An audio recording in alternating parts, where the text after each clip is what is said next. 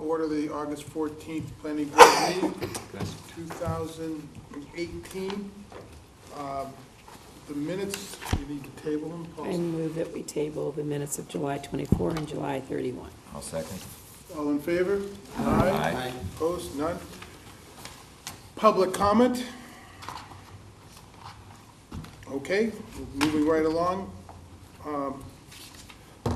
Plans approval not required. Applicant Sandlin Family Trust plan of land to adjust the lot lines between two lots on Cypress. For the applicant to, this is an approval not required. We don't need you to say anything. I think, first let me see if everyone's had time to, I'm sorry, I've just realized it's an A&R. Have you all had time to look at it? Mm-hmm. Have you had time? I did. Okay. Just Yes. now. You, I'm all set. I'm all set. motion to endorse? I move that we endorse the request of the Sandlin Family Trust for a plan of land to adjust the lot line between two lots on Cypress Street, map numbers 39A, 26000575 and 577, without regard to buildability. I haven't written this down yet. Well, the same thing we say all Yeah, the time. the same thing we say all the time, and I'm gonna have to write it down. I'll make sure we give you the standard. Please. Santa Claus. Second. All in favor? Aye. Okay, moving on. Applicant Stephen and Catherine Cameron, plan of land to combine two lots into one located at 176 Coit Highway, Cape and Islands Engineering. Have you all had time to review this plan? Again, we're making two lots into one. So I move that we endorse the plan of Stephen J. and Catherine A. Cameron, plan of land to combine two lots into one located at 176 Wacoit Highway, again without regard to buildability, et cetera. Second. All in favor? Aye. Opposed? None? Okay. And the next one is a planning board decision, and I need to recuse myself. Okay. Well, actually, we're not going to hear this tonight, are we? Oh, we can't, no. No, that's 'cause right. we I need a ruined the, supermajority. me walking out makes it impossible, so we'll postpone it. Is that looking for an extension? What do you want to do? Actually, we don't You need can open the hearing, I don't need to do anything. Okay. Well, this is a decision though, right? Yes, this is a decision, if I may. But it's a special permit. It's a decision, a special permit decision, which requires a supermajority of the board. Yeah. With a 7-person board, that's 5 people. If one person has recused themselves, we're essentially with a 4-person board, so even if everyone votes in the affirmative, it's not sufficient to grant the special permit. But I have to recuse we don't need any kind of, anything from the applicant because we have until September 4th, We'll bring it last up meeting next, date.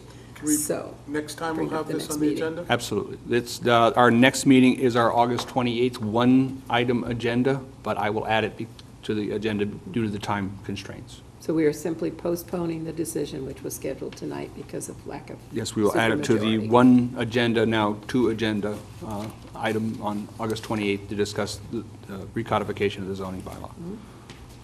So we need a motion to do this? I don't believe so. Okay. We just won't open it.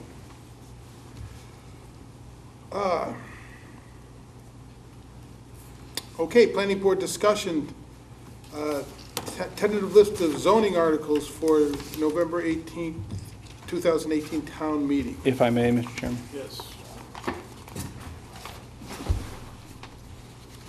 This is hot off the presses. I had been working on this for about a week and a half or so now, but nothing gets something off the printer like a deadline. So what you have, if I may, is a list of possible zoning amendments and warrant articles for a town meeting November 2008. The items that are here are a compilation of some of the things we've been talking about here in the planning board meetings, particularly the accessory housing bylaw, but also some other items we're working on with other committees, such as the text and map amendments to the watersheds for coastal ponds. So to start off with the accessory housing bylaw, as you remember, we had a joint meeting with the planning board and the ZBA. I think by all accounts, it went very well. The one item that was asked to have the working group take a look at was the provision for nitrogen removal. And so Pat and I had a meeting the other day with Virginia on some of that text. We produced that text, and it's going back to the working group, which is meeting tomorrow. So we will have one more review by the working group on that bylaw, and then it'll essentially be ready for press and for the hearings. I think that was the will of the board at our last meeting, was this issue with nitrogen. We simply removed any mention of nitrogen, said it had to be a septic system approved by the Board of Health. On further review, we said, well, let's take a look and see if there's some way to incorporate that language that works. So that'll be in front of the working group again tomorrow. And I unfortunately don't think I have that language that, do you? I do. You were so good. Okay. We have some wording that we could use with enhanced nitrogen removal. No. We decided no. And then we have the large one that essentially is the number 4 in the prior bylaw.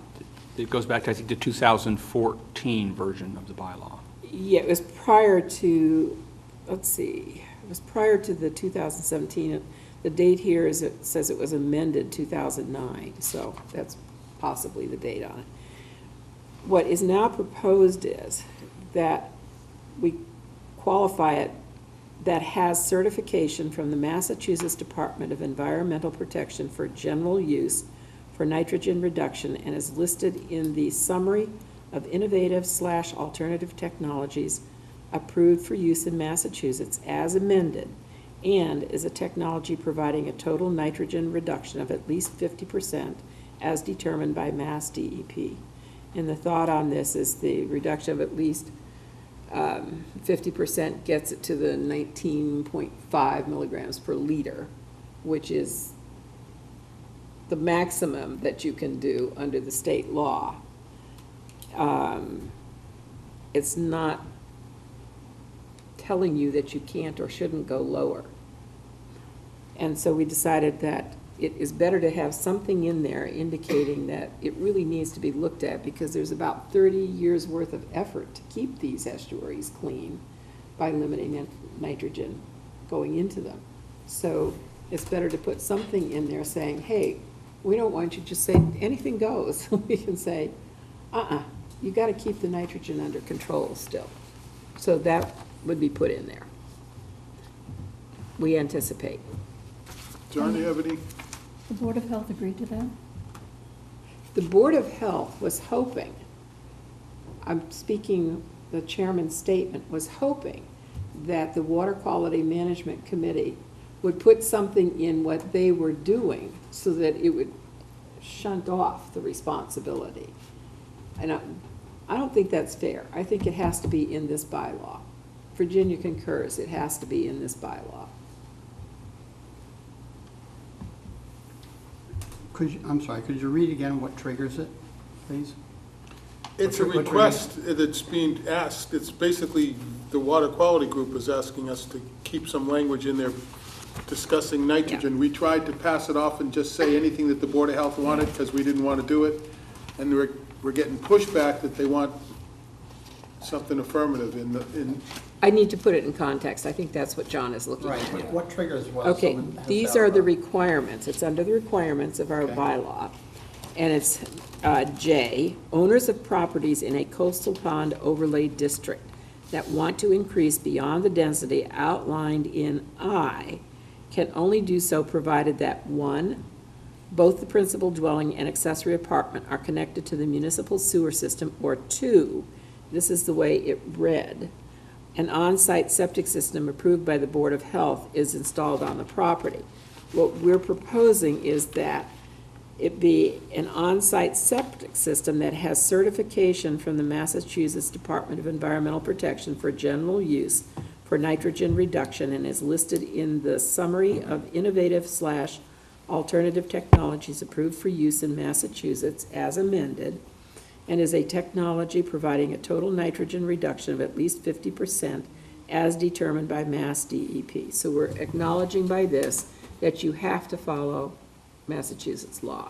But what triggers it is if somebody wants additional bedrooms, is that Correct. correct? And they're in a coastal pond overlay district. Correct. Okay. If we're going to use that, I would really prefer to quantify it, not say 50%. If you want to use 19 parts per, is it million, or, I'd rather just put the number in it. You said 19. No more than 19, I think it's 19 or 19.5 is what you said. 19.5, I'm not quite sure what it is. So, 19 is the standard that we've been held 19, to. okay. I'd rather quantify it.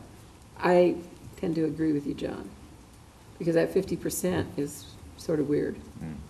So 19, I don't have a problem if it's an increase in bedrooms. yeah.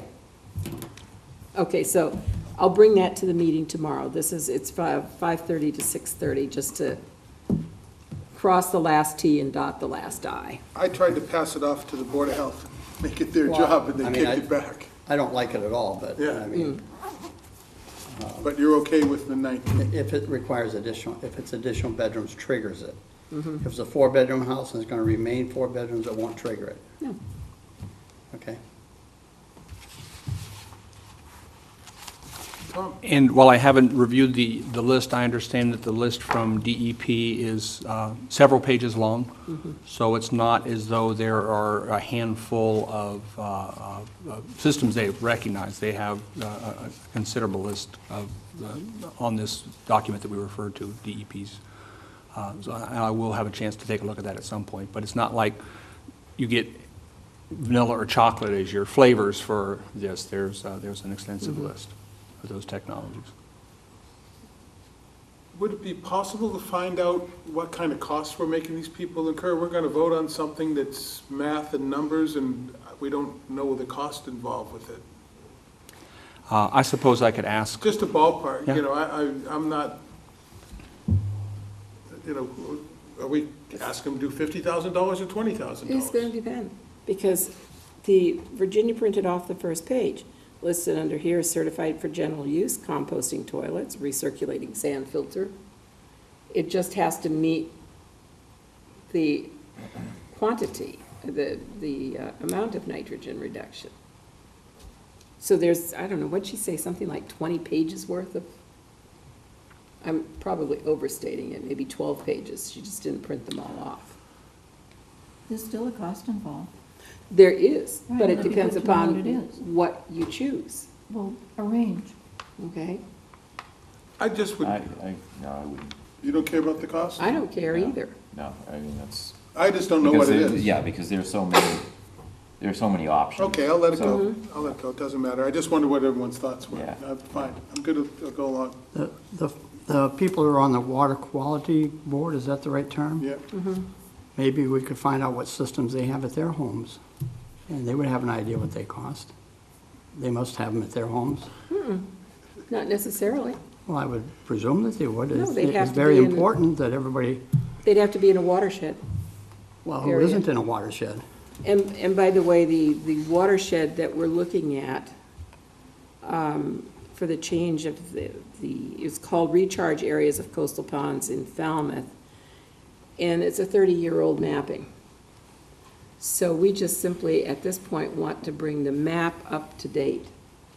One of the 2 watersheds are gone out of it. The one you would be familiar with is the Great Sippawisset Marsh. And some are broadened tremendously, but this is a result of research by USGS on delineating much better. They've been doing research for many years, the recharge areas. And instead of calling it recharge areas, most people don't necessarily understand that. They understand watersheds. So this is why that committee suggested that it be changed to watersheds. So the USGS developed this. They gave the information to the Cape Cod Commission, and the MEP is also behind it. So it's got an awful lot of support for this map, to be updated after 30 years, make it true. We just moved on to the next agenda item here, folks. Oh, we did? Sorry about that. I was going to stop you, but it was right in order.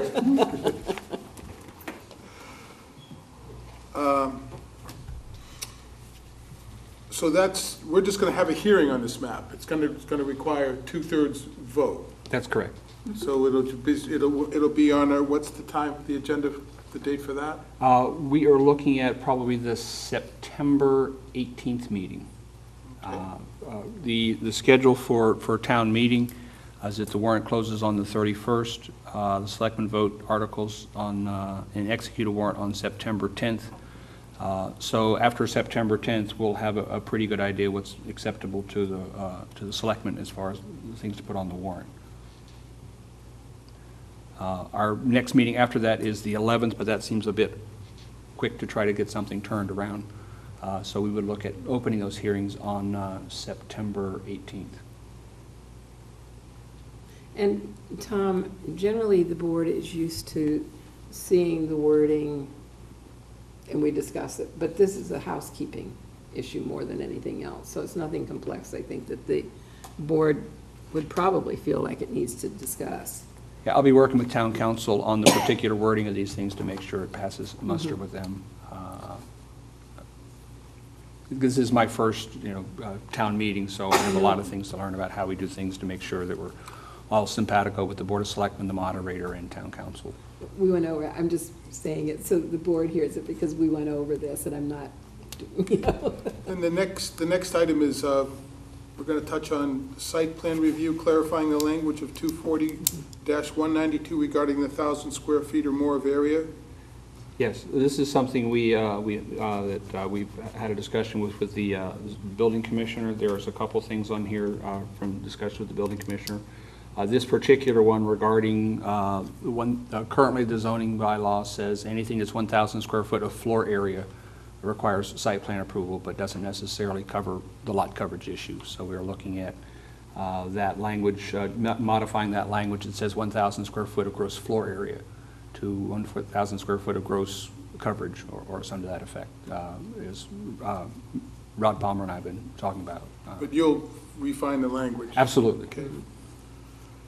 He also wanted to talk about the sheds, setback for sheds, also for discussion with, and what's he want to do there? Well, this is one of the things we had a discussion with him about when he was here a couple months ago. I just need to refresh my And memory. the issue with sheds is that if you have a 200 square foot shed or smaller, you don't need a building permit for it, you can just site it in your yard, within 3 feet of the side yard setback. If you have a shed larger than 200 square feet, then it requires a building permit and is an accessory structure and has to have it 10 feet from the side and rear yard setbacks. So we need to clarify that language in the zoning bylaw. I think it's under extensions and projections.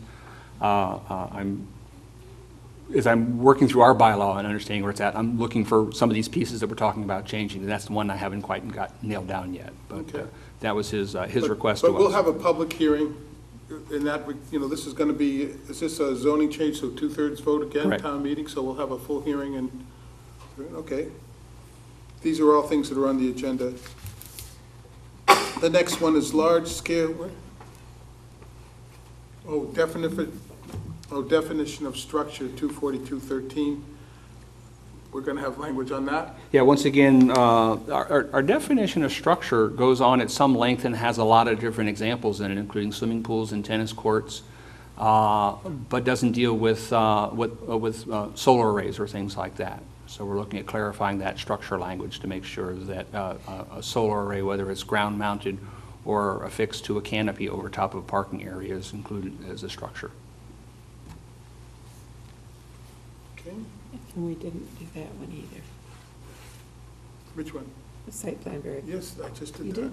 That's what I just talked You just about. skip structure, that's all. Oh, sorry. Keep an eye on me. Well, actually, I think we might have. Site plan verification is an as-built. Oh, as-built, Yeah, that's right, what I we meant. did, okay. So once again, with our discussion with Rod Palmer here at the planning board meeting, his concern was we condition a site plan or a subdivision plan, whatever the case may happen to be, on performance measures. You got to have catch base, you got to have curb cuts, you got to have parking spaces, you got to have all these things that we condition as a requirement for site plan approval. But there's nothing in the bylaw that confirms that all that stuff has been done.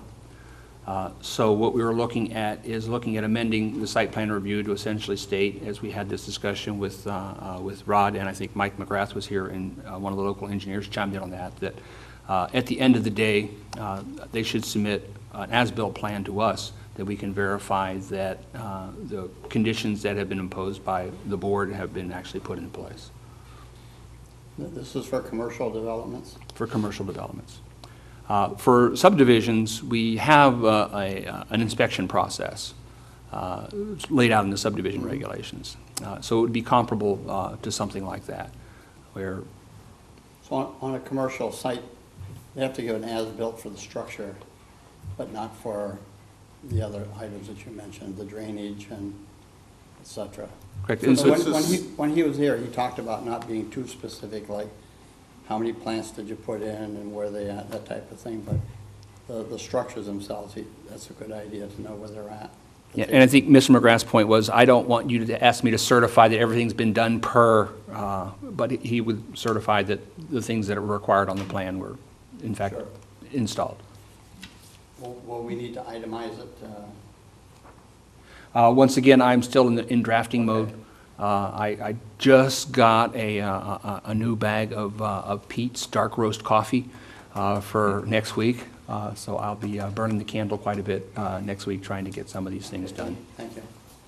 Jim, point of information? Charlotte, yes. Isn't there also for commercial structures an on-site inspection to be sure that it's as they were told they had to build it, now they have done it? There is for the structure, but this is for the site plan. Right, That's but what isn't- we haven't had in the past. We have not had an on-site inspection. Are you saying that? Correct. For the site plan. So the building inspector inspects that the building's put up correctly, But nothing about the site? but nothing about the site. He also mentioned that inspectors are not engineers. Exactly. Right. Neither are planners. So we have to just look at, yes, that set of drainage is there, it's there. Not that it works or not, that's for the design people, correct? Well, and in that, those inspections would probably be done by engineers.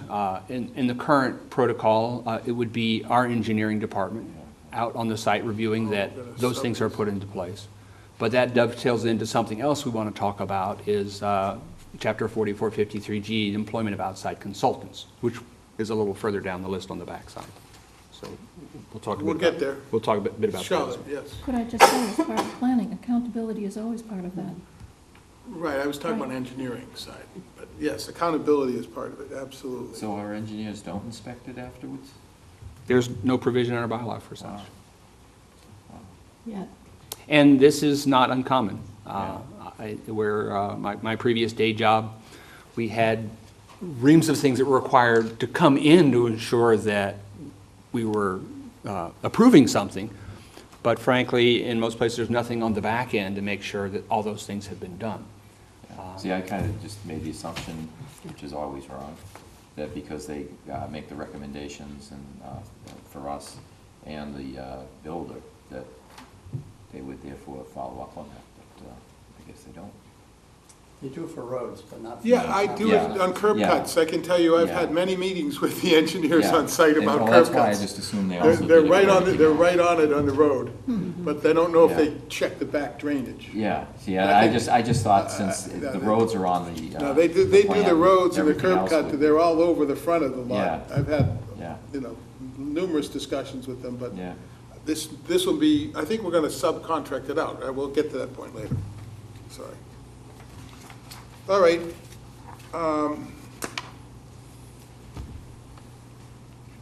So we finished the site plan review, and we've done setback for sheds. Large-scale solar PV district, we're talking about creating an overlay district for photovoltaic fields, and we've identified, so we're going to make an overlay district.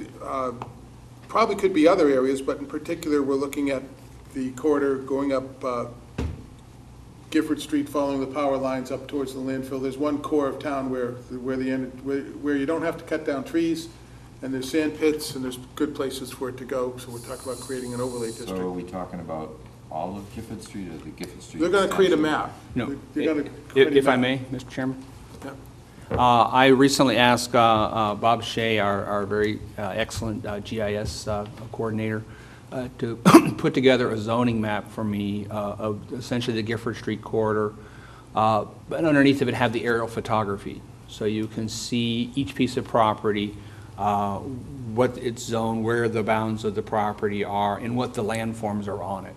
If it's a pond, if it's deeply forested, or if it's been mined for sand pits and things like that. And there are a number of these places that are either played out bogs or sand pits or things like that, that would be appropriate technically as a site for solar. You don't have to clear trees, it's flat.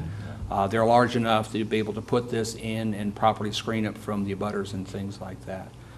For the most part, solar's a pretty good neighbor for people. It's quiet. There are not a lot of people who come, and it fills both a need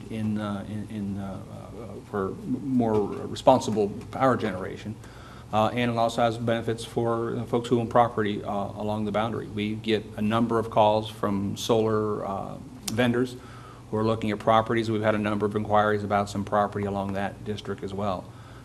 So we're sort of reacting to current conditions and some market conditions as well, to look at what's out there. It's the boundary is, I've looked at it previously, is going to it's going to be interesting to see what the shape is like. It's not going to be a perfectly square polygon or something like that. It's going to follow those landforms and things like that as we go through and do that analysis that I've been doing with Mr. Shea. So that is a bit of a reach. It's a bit more than some of the other things that we've talked about, but I'm fairly confident using the model bylaw, the bylaw that we have with some provisions.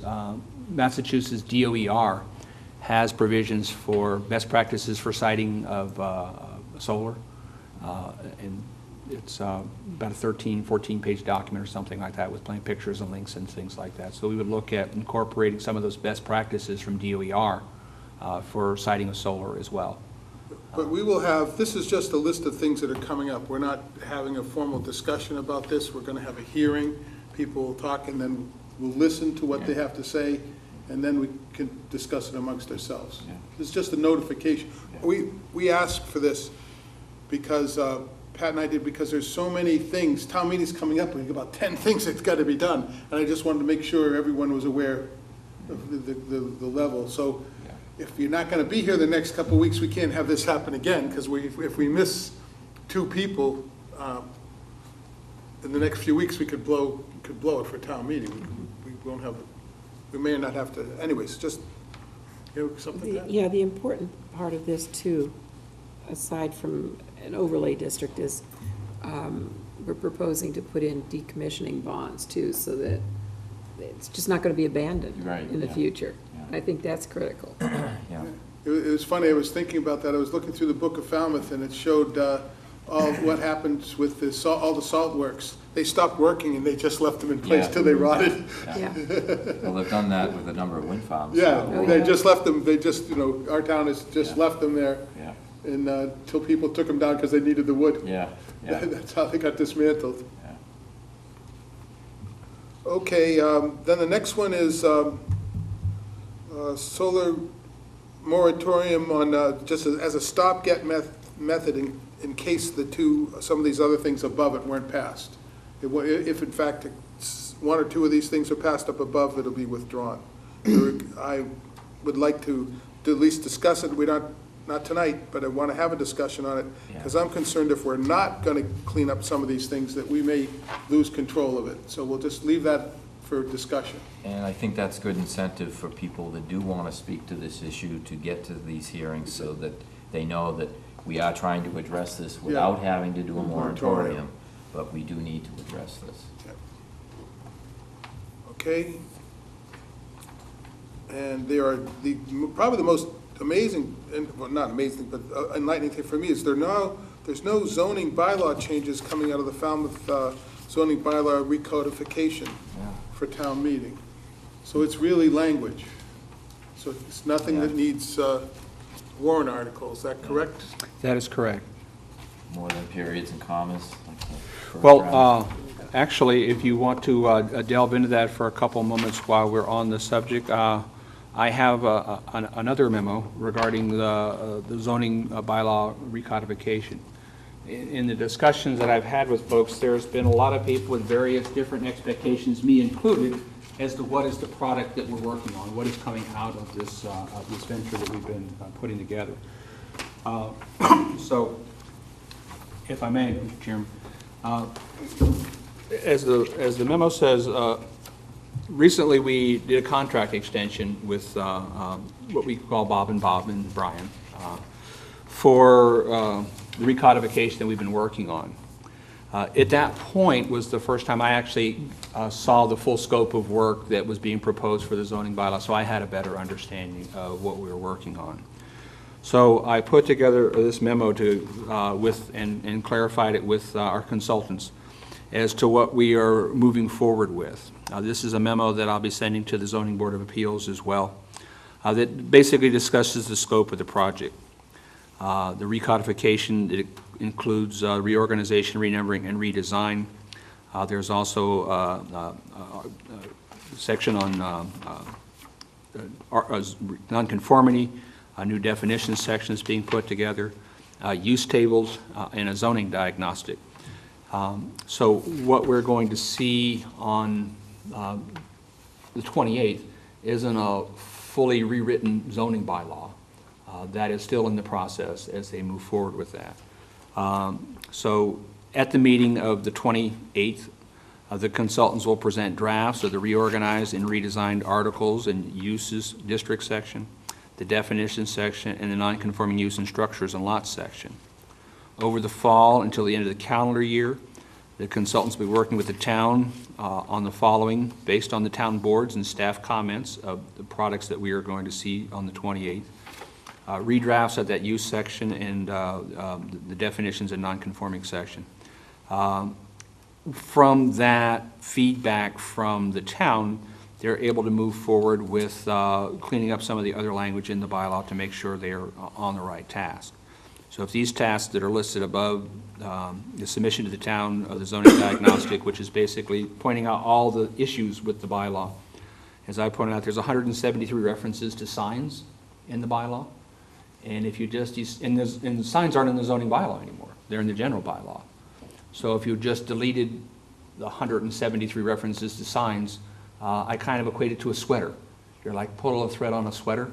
Well, if you don't know what that's tied to, then instead of a sweater, you have a heap of yarn at your feet. So each of these bylaw changes and each of these things have interaction with other parts of the bylaw. And that's what has been the slog for Bob and Brian, is going through, and in the case of the bylaw, okay, this reference is in this section signed, where does that reference to, and sort of circling things around. So it really is kind of like battling a moving octopus, getting all these tentacles and identifying where they go and what the effect is of changing those sort of things. But the long and the short is, there are only administrative changes happening, being recommended right now, but next year we will have bylaw changes? Yes, next year they'll have the final reorganized bylaw. Which will go to town meeting. It should be ready in January. The schedule says January, I think 28th, January 31st, something like that, so right after the first of the year. They'll be back with the document that they've reorganized the entire bylaw for discussions and hearings for town meeting in April.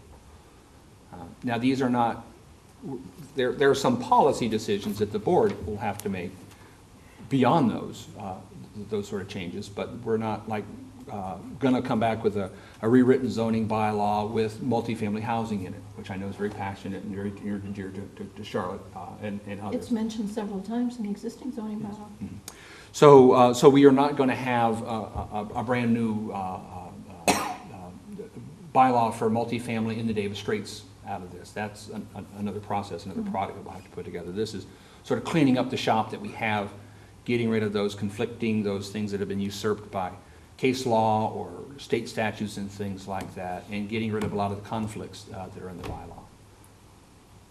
Okay, well, just to keep moving, we're going to be discussing this. I'll let you do it in a second. But would you make sure that this is sent to the two members that didn't make here tonight so they're ready to go? As soon as we're done, I'm hitting the send key and making sure that all the members of the planning board have it and all the members of the zoning board of appeals have it. Charlotte? I'm going to assume that you're working with them and they're going to verify that, yeah, it's just moving everything around and cleaning it up, nothing's changed. And we would not be tasked with going through to be sure that's true, because you're doing that. We are doing that. Right. Yes, and Brian Curry has been terrific through this whole process at helping with this, because if you bring a guy who's been here since April 5th and say, hey, pal, can you help us with the bylaw? The fellow who's been here 28 years prior has a lot more insight and knowledge into that, and it is a very good thing to have him on board and helping with this process. And yet the end date on the contract is through next June. Correct. Because part of that is, you see the last paragraph of that is, our consultants will be available to assist the town in presenting the proposed zoning changes at the planning board meetings and town meetings, and providing training sessions on the bylaw to the board and staff. Yes, Pat?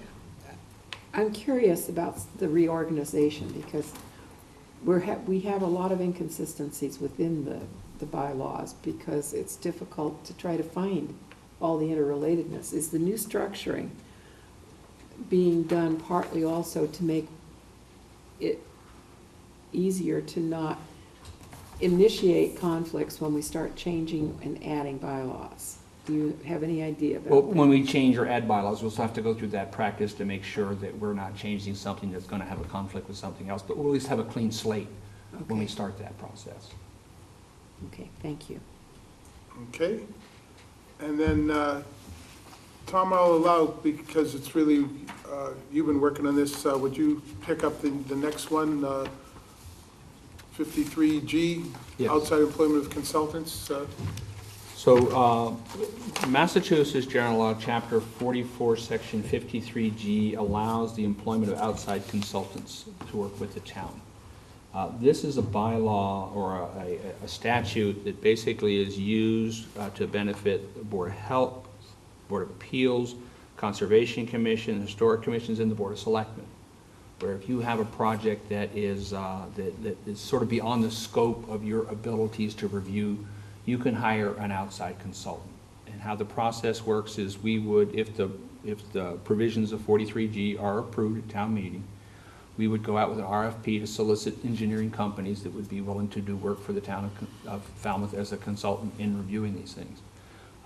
When we have an application that comes in, the application, you have the application fee that you would typically see, and we would have a retainer by the consultant for the consulting engineer. That retainer is typically about $2,500 or something like that. So the developer's money would be used to review the developer's work by our consultant. This frees up time and opportunity for the Falmouth Engineering Division to work on other projects, municipal projects, and we may still employ them for things like, well, obviously for a senior center project, for municipal projects, we may employ them for affordable housing provisions or something like that, where we're trying to minimize the cost and things like that. But this will free up the engineering department to do additional work for the town. That might include some designs for projects that we're working on. It may include some designs for complete streets and other projects and things like that going forward. It's something that the engineering department has been talking about for a couple of years, something that we talked about in our initial discussions with them about how it's fairly standard in lots of places to have this bylaw in place. And this is the site plan review we spoke of previously. This is who will be doing it. Correct. So let's say that they're going to build a CVS. It could happen. Another one? So they come in with the site plan. We send the site plan out for referrals, as we typically do. The engineering department will look at the site plan and says, well, I'm a little concerned about these three things, whether it's what's the drainage on this thing, what's the curb cut over here, and that would sort of be the marching orders for our consulting engineer to review the plan to make sure the drainage calculations work, that it complies with the bylaw, and And then at the end of the day, after the project is built, for them to come back and certify that things have been put in place.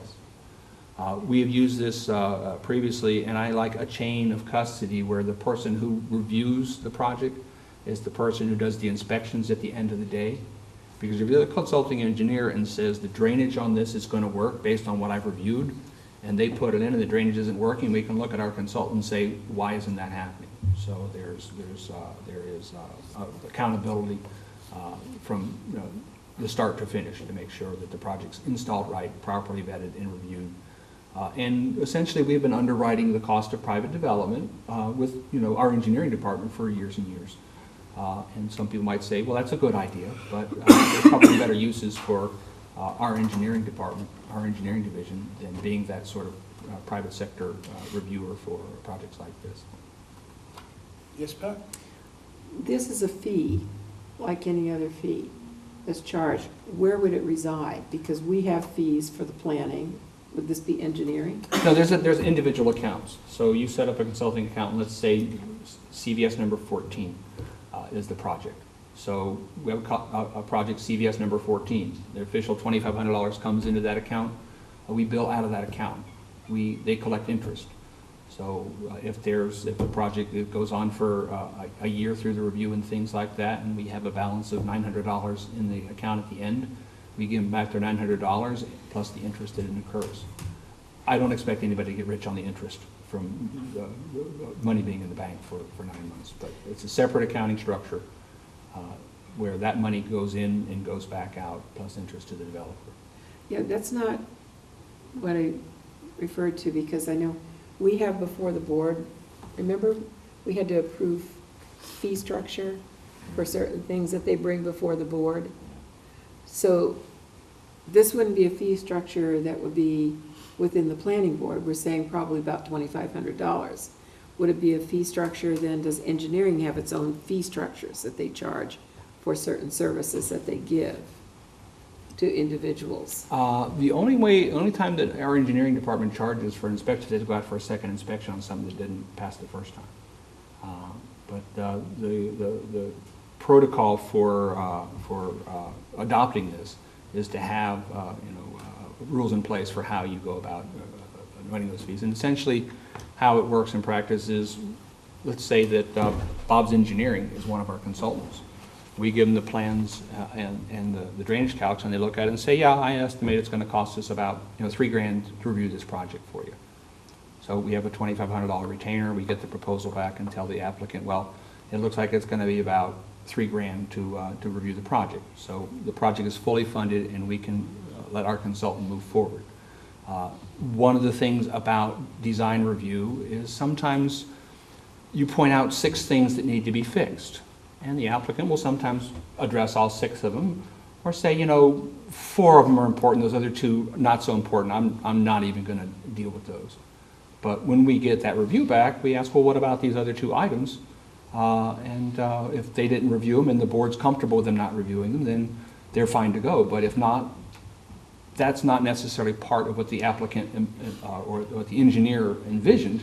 He envisioned, I've got 3 reviews of this thing. So if somebody comes back and needs additional reviews because of either conditions they found on site or the responses from the applicant, that can very affect the price of the review.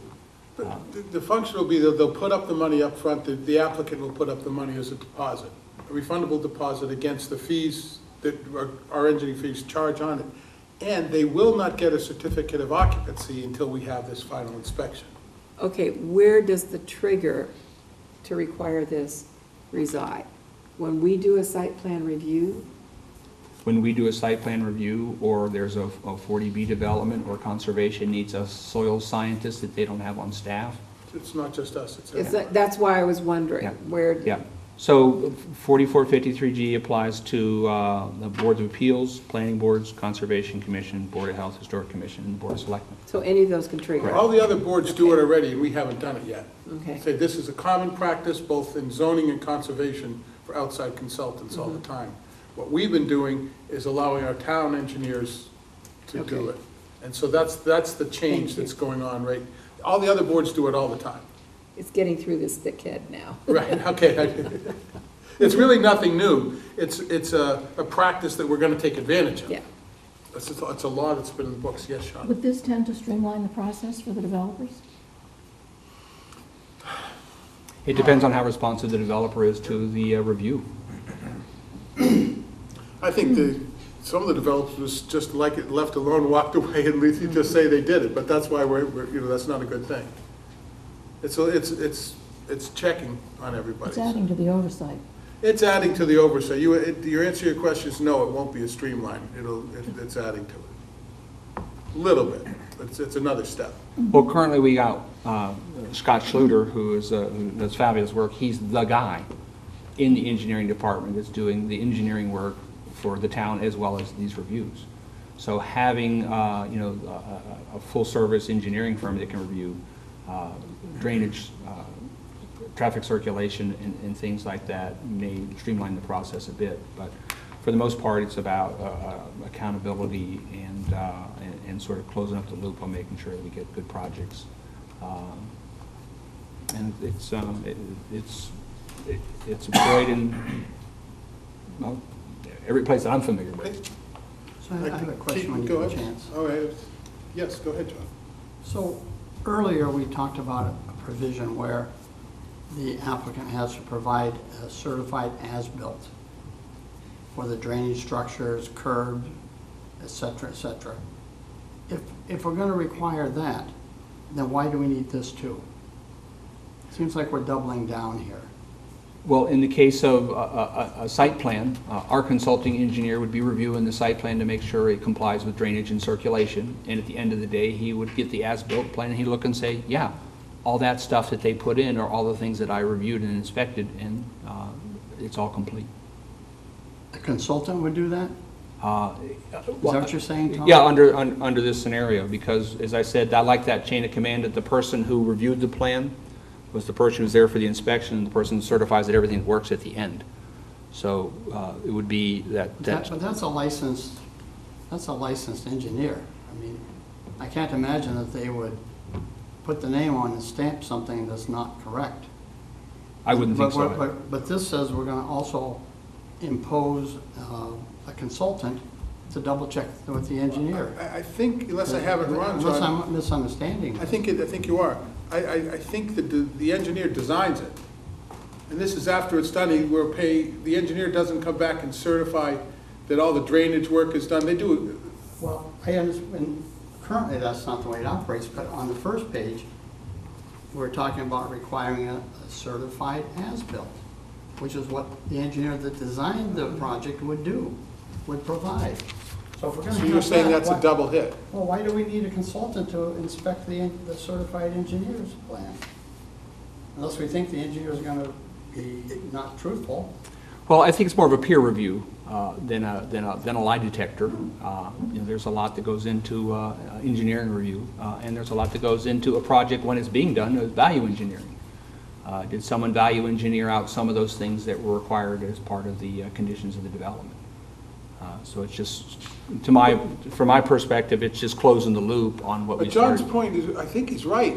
He's saying if we're now gonna require a certified as-built at the end of the job by the guy who designed it, and he has to stamp it with his license And do the inspections. and do the inspections, so that, why do we need to then have a peer review to check that he isn't lying? Well, I don't know that, that the applicant's engineer does the inspections. He's obviously supervising the work. Well, currently, they probably, I don't know if they're doing inspections or not, but if you don't have to provide an as-built, then you don't have to know if it's correct or not. But it just seems to me that it's like double jeopardy. If we're not gonna have the as-built, then we should have the consultant. If we're not gonna have the consultant, then we should require the as-built. But not both. That's how I look at it. Makes sense to me.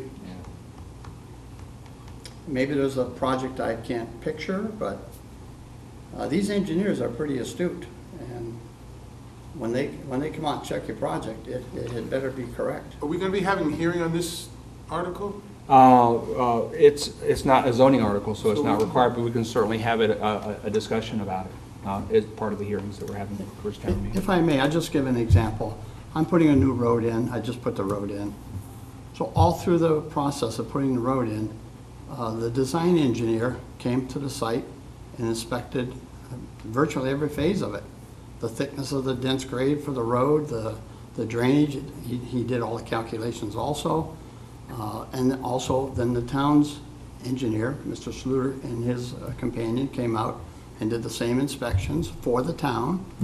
And it just seems like doing it this way is like a double jeopardy. I don't understand it, so. Well, what the difference would be is that Mr. Sluter and the town engineering department wouldn't be the people out there doing those inspections. And I understand that. But But we're still requiring a third party to, it's a new requirement, is that what I hear? which isn't currently required. Yes, so we are requiring a certified as-built from the contractor's engineer. Which, when I'm done with the road, I have to provide a certified as-built. My engineer has to provide that. So you're asking if it's a double hit, if we already make the contractor pay for his own engineer to come in and certify it on his license, and then we're bringing another one in to check it again. Right, my engineer can't provide a certified as-built plan of the road unless he has been out there inspecting the road as it is being built. So, I just look at it like where it's maybe one step too many, but, Well, or it should be either or, that's how I look at it right now. But maybe after more discussion, I'll feel differently. Right, I will, I'll add that to my notes and make sure that we fully vet that before we get I too far missed down the that. road. Okay, thank you. Nuance. That went right by me, thank you, John. Okay, that's the end of the town meeting and bylaws. We're back to committee reports.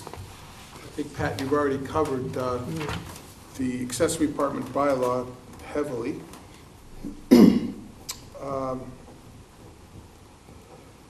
I can tell on the Davis Straits, well, this is Davis Straits multifamily, not just Davis Straits.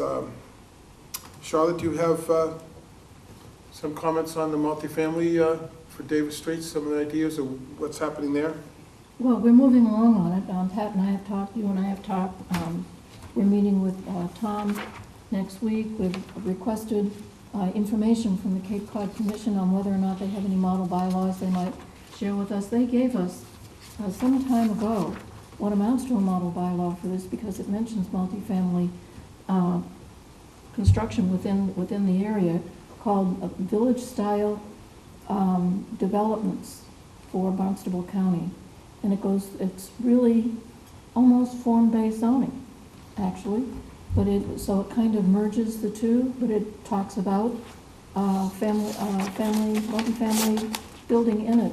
And we could use that as that model, but we're going to get others and see so that we will be able to build off of that and hopefully be able to have at least something ready that the board has a consensus on to go to public hearings this fall and have something for town meeting next year. So I guess the only change is we've really set ourselves a schedule that we hope holds, and we're working on it. Okay. Any other committee reports?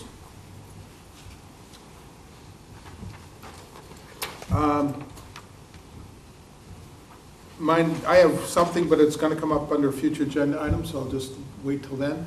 Keep right on moving. General correspondence, nothing new. I've been through the file. You've all had a chance to read the ones that are there formally. We have a letter from, who was it? Grant Walker. Yeah, but that was Yeah. there, we discussed, this came up last meeting. Yeah, what about the one about Cypress Road? Was that? Oh. was that Yeah, part there's a of- new No, letter. there is a new Yeah. letter, sorry. But that's kind of, well, have you all read it? Yeah, Yes. yeah. I don't think we need to discuss it, it's being dealt with.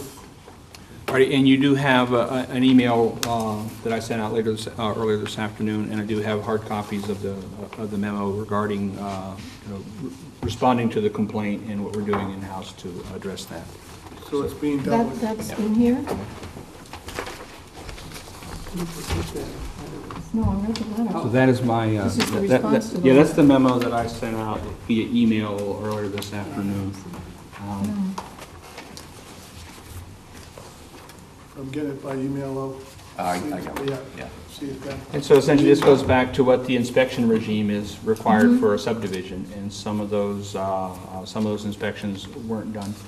And so when they got to inspection number 4 and they asked for permission to do the final top coat, we had to go back and ask, what about all those other inspections that should have taken place for, grubbing and compaction and utilities and things like that. So we've been on the site, we've talked with the applicant, they're moving forward with confirming what's been put down in the road and how that is, and if everything passes muster, then they can go on to the next step. If not, they're gonna have to make amends and fix it. We'll hear about that in the future. Yes, Helen? The letter, I think that we're discussing was received, or it was dated, and received apparently July 11th, must have been hand-delivered. So one is July 11th, and the response going out is August 14th. I wonder if you've spoken with had any other interaction with the person who submitted the letter in between, Mr. McCordy, so that he wouldn't have waited more than a month to hear back from us. I'll check my record. I'm fairly certain that I sent him back an email acknowledged the receipt of his concerns. Good. And And there was a vacation in between here. Well, I know it's summertime and so forth, but I just, so July 11th was his letter. June 26th is when our engineering department was out on the site doing the inspections. So I've gotten calls and emails from other folks on the street. And that's what initiated the initial look to see what was going on out there with the site work. Since that time, we've gotten other, this particular one, the reason it was in your correspondence, because I think he said in his email, I want to make this an official complaint. So when someone makes an official complaint, and they call it an official complaint, I thought an obligation to let the board know that here's what's going on. We've got some people who are concerned about what's going on, and to my reply, here's what we're doing to rectify it and to deal with it. But we'll hear more from the engineer. So June 25th was when we did, when the engineering department was out there doing this inspection. So this, is it Mr. McCordy, was that him? So his email was 3 weeks after we had started the inspection process and working through the particulars. So the ball's in the engineer's court and the applicant's court right now to come back and show us, here's what we've done on the site. Yes, John? Not related to this, I want to give a report. Okay, committee report. I was Committee gonna say, you're report, gonna stop me from getting out of here by 7:30. I was taking a nap, I think. Go ahead. So I'm the planning board's rep for the CPC, and we had a meeting this past week, and part of our discussion was how to help people in our community become aware of the importance of CPC and the value that it adds to our community with community tax dollars. And I just wanted to mention some of the projects that were funded by CPC recently. And one of them is the preservation of Tony Andrews Farm. We provided, when I say we, I'm talking about the community, provided $800,000 for the purchase of that land. We also provided so far about $500,000 for the preservation and restoration of Knobska Light, and provided, I think, about $450,000 for the restoration and make handicap accessible Fuller Field for the baseball field. And a good part of that's already been done, including, I believe, an elevator for the press box. And also, recently, we provided money for Habitat for Humanity to purchase 10 lots on Barrows Road for 10 affordable homes that are constructed by the homeowners with additional help. So those are just 4 of the items that we've done. We have at least 8 good applicants for this next funding round, and we really want the community to understand that it's their money and the good works that it's providing for our community. So I just wanted to say that. Okay. I could add to that, because I'm involved in the Knobska project. Each one of the projects has to put money in, that's your money, not CPC's money, to put up a plaque. It has to be a really dignified plaque in a prominent place, because CPC, for many of these historical preservation projects, they're the ones I'm familiar with, CPC will wind up providing really the bulk of the money. And many of these projects, in fact, are under the aegis of the town in several different ways. And NOPSCA is, because it's really supported by the Board of Selectmen and by CPC. People have really put their shoulders into it. And that's true of a lot of the other projects like Highfield Hall, Historical Society. They just finished being the major donor for Conan House. They were big donors for the West Falmouth Library. If you look around at our major historic buildings in town, CPC, and it's the people of the town that have paid for it. It's a tremendous boost to the town as a whole. Yes, everything gets approved at town meeting, but there's so many things that happen that people are surprised when they find out. Like you said, we require a plaque on every project, but like the bicycle racks that are being provided in town, you can't put a plaque on every bicycle rack, but people are surprised, and I just want everybody to understand the value of the CPC and their tax dollars at work. Well, one requirement that they have, that you have to be using the CPC money to leverage other money.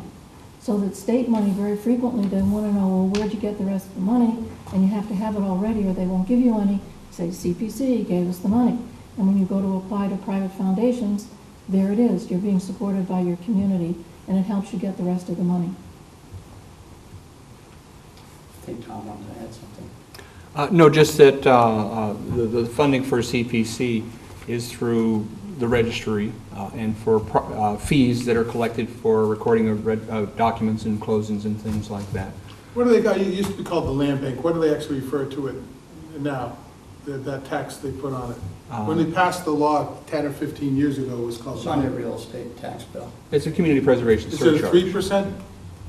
3% here. So on every closing, they're taking, Well, that's our contribution. The funding source for the state's match is the dollars that are generated at closings through the registry and things like that. So the pool of money comes from all over the state. And we are just using our 3% to leverage that other money right. to get that match from the state. So, but everybody that sells a piece of property pays this tax. Correct. And that's been in place for 15 years. Part of the tax, but the other part comes from your property taxes. Oh, the property tax, Right. okay. That's right on your tax It's bill. right I on didn't the know that tax part bill. about the state. Forgot, that's right. It's not all on one. Correct.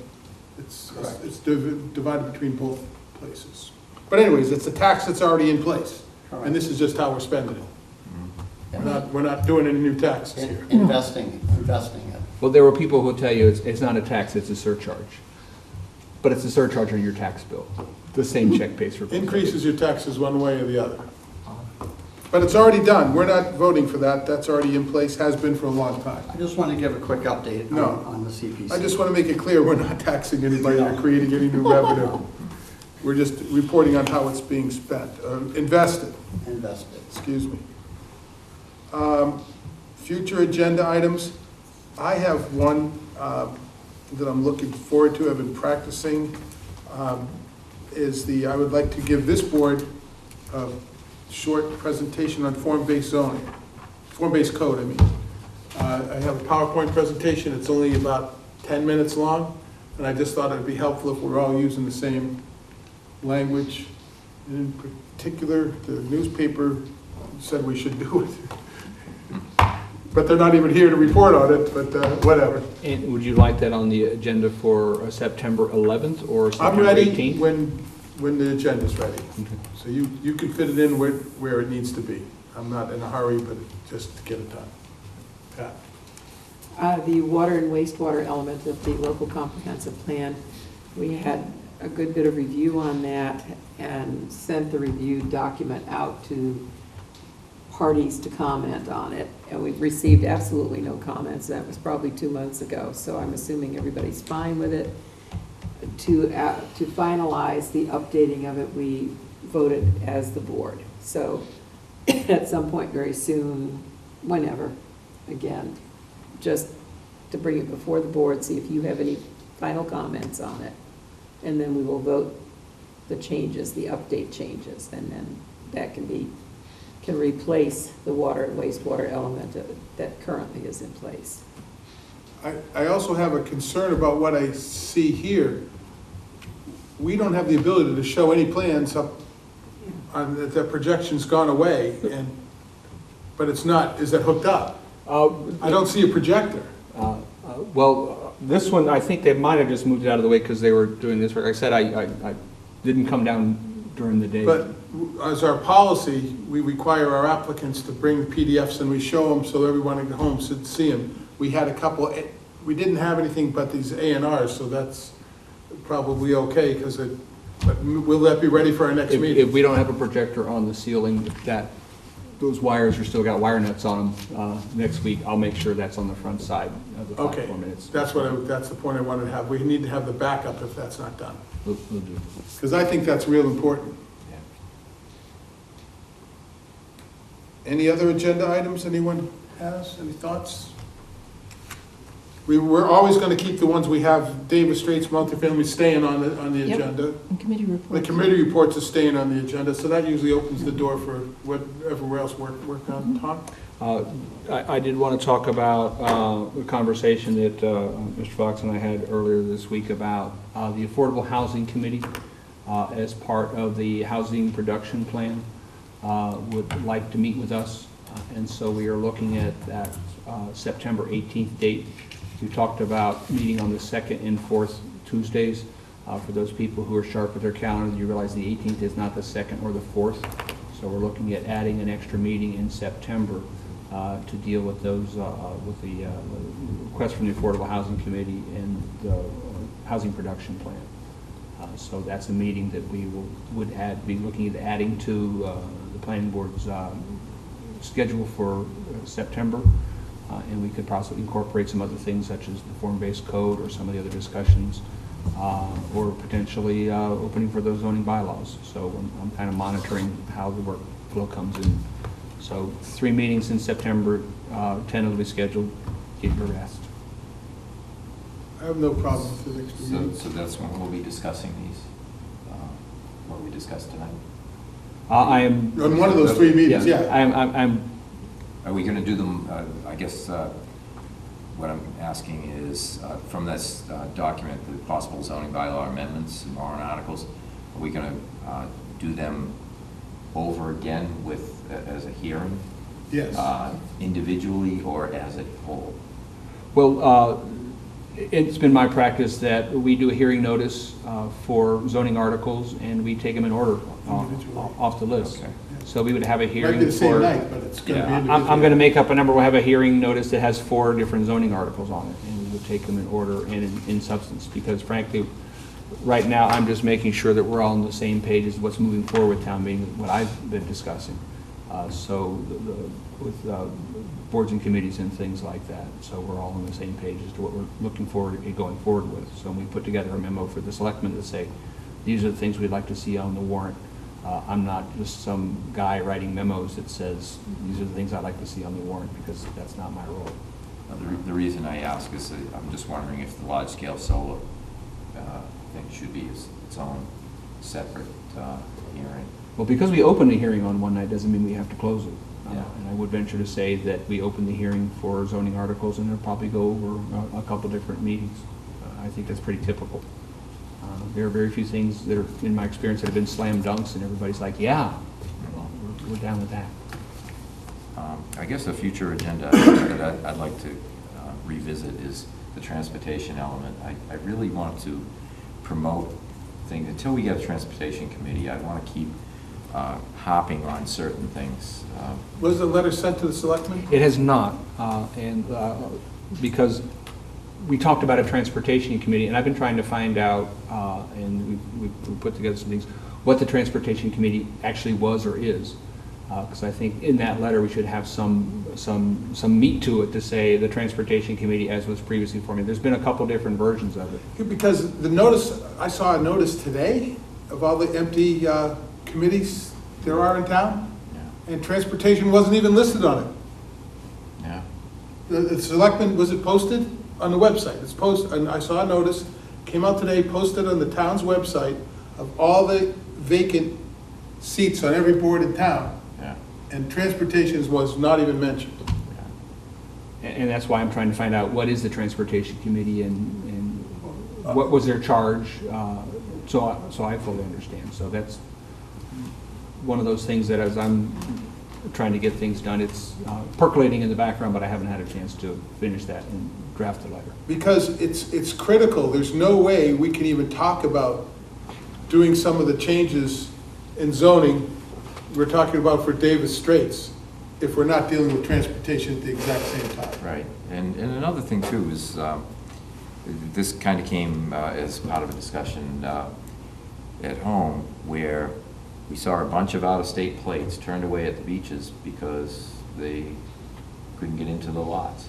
And if I was paying $5,000 a week to stay here and I couldn't get into the different beaches in town, I'm only restricted to certain beaches, and there's no other alternative publicly to get to them, I'd be pretty ticked off and I'd probably never come back again. And I really, we've talked about this, I don't know how many years I've been on the board, we've been talking about it. And I really want to see something start to happen. We have 7 empty parking lots all summer long, and we should be utilizing them better. The WUSH is great, you know, that's one thing, but we're not utilizing that resource the way we should. We'd have to have a shuttle. Right, Right. and that's what we've talked But about. keep in mind, this is not all we can do is press the selectmen. Right, I It's want their it, charge. and that's So why. you want to press the That's selectmen. why I want it on the So, agenda. yeah, so we're not going to solve this. No. We are going to No. press the selectmen to solve it. It's Yeah. their job. Yeah, I want to keep Okay? it on That- people's minds. That's what you're saying, right? Yes. So we're not going to have a discussion about what we're going to No, do. no. We want them to do it. Yeah, we want to just review the element, push it. We can make our recommendations about, I just want to clarify that we can make the recommendations for Davis Straits without a transportation committee. It may help, the changes may help to solve a transportation bottleneck in that area, but So we we're don't going to need a get committee involved to in do the it. transportation issues. We will get involved in it. We don't need a committee to do it. I don't want it to seem as if that would be a barrier to. I agree, we could, but don't you think the whole idea of complete streets with bicycle paths and shuttles and everything, there should be a committee that deals with that other than us? I think it'd be tremendously helpful to have a committee dealing with it other than us, so that there'd be more minds on the problem. But I think it will add to the burden on this committee in the public hearings, because the issue has to come up anyway as part of that. So what would we do, subcontract it out? You know, Have longer hearings? no, we're gonna hire, Oh, this consultant? yeah, more consultants, I mean, anybody here have a degree in transportation or? My sister-in-law. Oh, Well, let's keep the pressure on the selectmen to come up with something, but you're right, it'll have to be done with everything. yeah. Tom? Just as an interesting aside, I met today with Susie Hopman, who is our Director of Human Services next door. She has been reaching out, or at least on a staff level, with the Cape Cod Regional Transit Authority about the need to expand transportation services for her clients, the most affected folks in town, those people who are, because of location or income, aren't located anywhere near or don't have very good transit options. So we had a brief meeting today to talk about engaging Cape Cod Regional Transportation Authority about looking at what are our options for expanding service and providing better services to those people, particularly who are most impacted. Those are not those people who are paying $5,000 a month for their beach cottage, but is a general need to give different options for transportation. Tom, you haven't rented a beach cottage in this town, it's $5,000 a week. Oh, I have not, nor do I plan to. I'm one, not to diss famous beaches, but I'm 1.3 miles away from the beach in my neighborhood. And my dog is pretty chill with that beach. He doesn't like to travel so far, so. I mean, transportation links hand in hand with jobs and housing. And we keep talking about affordable housing, and it doesn't happen in a vacuum.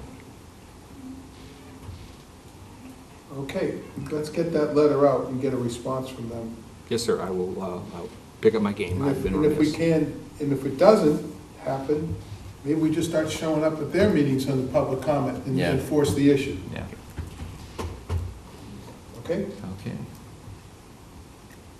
Next meeting, August 28th, joint meeting with the ZBA on zoning bylaw recodification. Is that the only thing that's gonna be going on, or did you say you added? Yes, we just added the Dupuy decision. Right, Oh, we yeah. should do that first.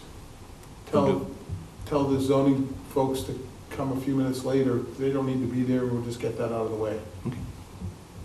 I don't expect there's going to be a lot of debate on that decision. I don't either, but. You never know. I'm not commenting, excuse me, I shouldn't comment there at all. I don't have anything else on the agenda. Okay, I'll move to adjourn. Thank you, we adjourned.